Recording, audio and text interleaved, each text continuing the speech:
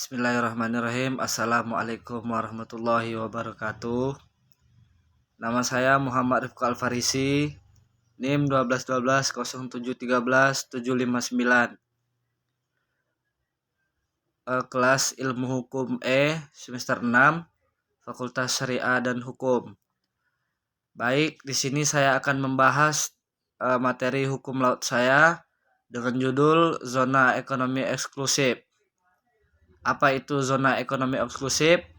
Baiklah, mari kita simak videonya bersama-sama. Pada tanggal 7 Oktober 2019, Menteri Kelautan dan Perikanan Susi Pujiastuti telah menenggelamkan sebanyak 40 kapal di perairan Natuna dan Pontianak. Bu Susi menenggelamkan kapal-kapal itu bukan tanpa alasan. Kapal tersebut adalah kapal-kapal yang telah mencuri ikan di Indonesia. Jadi negara kita berhak untuk mengambil sanksi kepada kapal asing tersebut karena telah melanggar batas teritori perairan Indonesia. Setiap negara yang memiliki pesisir pantai memiliki dua zona utama teritori perairan, yakni laut teritorial dan zona ekonomi eksklusif. Zona ekonomi eksklusif negara tidak lebih dari 200 mil laut atau 370 km dari garis pangkal laut teritorial.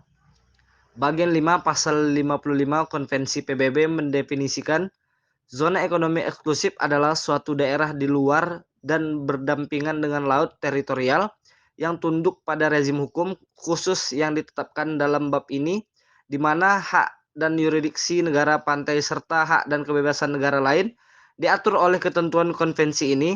Oleh karena itu, pada tahun 1982, UNCLOS menetapkan seperangkat aturan tentang bagaimana membagi wilayah laut suatu negara, memiliki kendali atas dasar laut juga kapal-kapal yang berlayar di permukaan laut, di wilayah yang membentang hingga 12 mil dari laut atau 22 km dari garis pantainya. Ini disebut laut teritorial suatu negara dan garis besarnya mirip dengan perbatasan yang ada di darat, meluas melampaui titik ini dan mencapai hingga 200 mil laut atau 370 km dari pantai suatu negara. Terletaklah zona ekonomi eksklusifnya. Di wilayah ini, suatu negara memiliki hak mengeksplorasi dan mengeksploitasi sumber daya alam di dasar laut, tetapi tidak memiliki hak atas apa yang ada di permukaan karena setiap kapal di zona ekonomi eksklusif pada dasarnya berada di perairan internasional. Sedangkan apabila dua negara jarak antara pantai mereka kurang dari 400 mil, maka batas antar negara harus diselesaikan melalui negosiasi konvensi. Tidak menemukan bagaimana hal ini harus dilakukan dalam banyak kasus, tetapi tidak semua kasus apa yang disebut prinsip telah diikuti menyiratkan bahwa batas ditarik pada jarak yang sama antara negara-negara yang berdekatan dan banyak kasus klaim bersaing yang masih belum terselesaikan, terutama yang menyangkut sengketa kedaulatan atau pulau tak berpenghuni. Pada saat Indonesia meraih kemerdekaannya pada tahun 1945, Indonesia belum memiliki aturan domestik terkait wilayah maritimnya, sehingga masih mengadopsi aturan dari kolonial Belanda, yakni mengikuti aturan teritorial Lazi.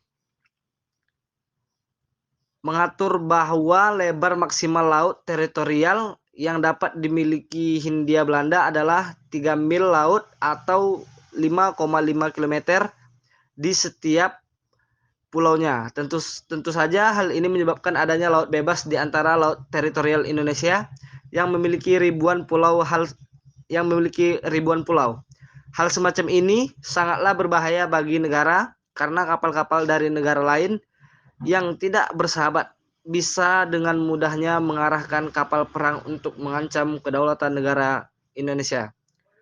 Oleh karena itu, Indonesia berupaya untuk mengubah sistem hukum internasional yang ada saat itu berlaku.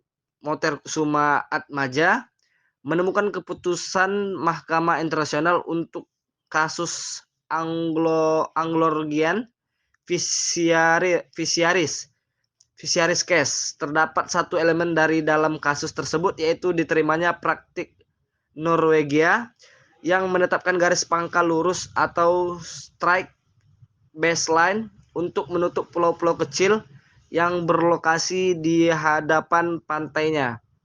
Akhirnya, elemen tersebut juga diupayakan untuk diterapkan di Indonesia pada tanggal 13 Mei 1957.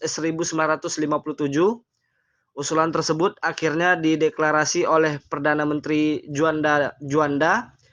Deklarasi tersebut menjadi tidak adanya laut bebas di antara teritori perairan Indonesia seperti yang terjadi sebelumnya, dan Indonesia menjamin kedamaian bagi kapal-kapal asing yang melintas asalkan tidak bertentangan dan mengganggu kedaulatan negara.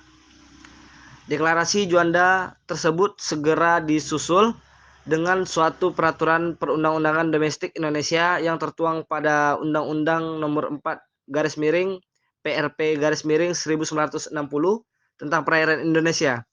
Namun demikian, perjuangan jauh dari kata selesai.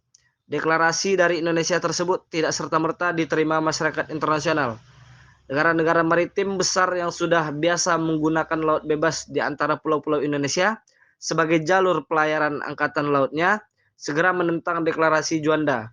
Lalu dimulailah kisah panjang perjuangan diplomasi Indonesia semenjak Konferensi Hukum Laut PBB 1 di Jenewa tahun 1958,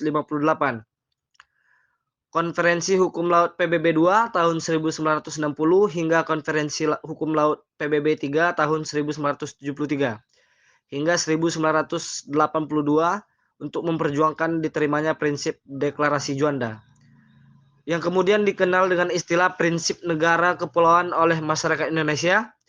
Dalam Konferensi Hukum PBB 3, Indonesia mengajak negara-negara yang sepemikiran dengan Indonesia dan negara-negara yang bentuk geografisnya serupa dengan Indonesia seperti Filipina, Mauritius, dan Papua Nugini untuk bersama-sama berjuang hingga diterimanya prinsip negara kepulauan dalam Konvensi Hukum Laut PBB atau UNCLOS tahun 1982.